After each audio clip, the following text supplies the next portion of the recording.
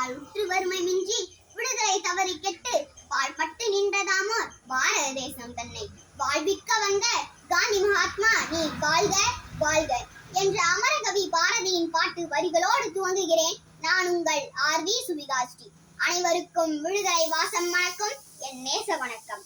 சொந்த நாட்டிலேயே அகதிகளாக சொந்த மண்ணையே அந்நிய மண்ணாக எண்ணுகிற அளவுக்கு ஆங்கிலேயருக்கு கீழ்பட்டு இல்லை அகதிப்பட்டு இருந்த காலம்தான் 90களின் காலம். இது நம் நாடுதான் என்ற உணர்வு கூட இல்லாத நிலைக்கு மாற்றியதுதான் அவனது அதிகாரத்தின் ஆக சிறந்த அடையாளம். இந்திய விடுதலை வேட்கை என்பது ஏதோ வார்த்தைகளுக்கு வலு சேர்க்கின்ற நுரை ததும்பும் வியர்வை வார்த்தைகளோ வெற்று சொற்களும் அல்ல. அது பல இரத்தங்களால் உருவான ரௌத்திரத்தின் அடையாளமே.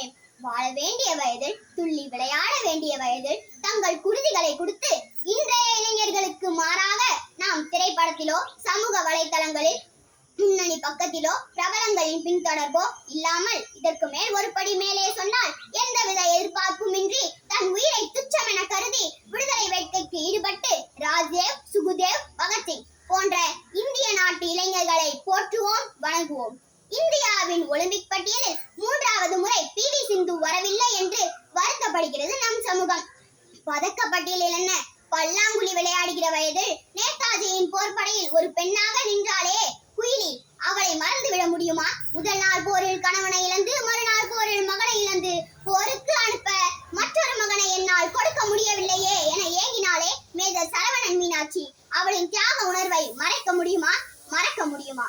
ஆங்கிலேயன் வணிகத்தால் தான் இந்த சமூகத்தை அடிமைப்படுத்துகிறான், அதற்கு அவனை வணிகத்தாலே அழிக்க வேண்டும் என்று ஆங்கிலேயனுக்கு எதிராக காளியா என்ற கப்பல் இயக்கிய வ.உ.சி.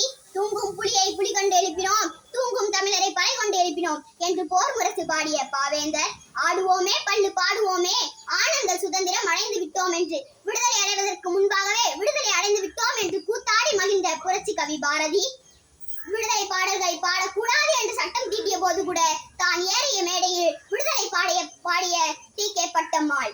இப்படி எத்தனை விடுதலை போராட்ட வீரர்கள், தெரிந்தவர்கள் சிலர், தெரியாதவர்கள் பலர் இப்படி போராடி பெற்றதேதான் நாம் இன்று காணும் சுதந்திர இந்தியா. இச்சுதந்திர இந்தியாவின் சிறந்ததொரு குடிமகனாவோம் என இந்நன்னாளில் உறுதி கொள்வோம். ஜெய் ஹிந்த்.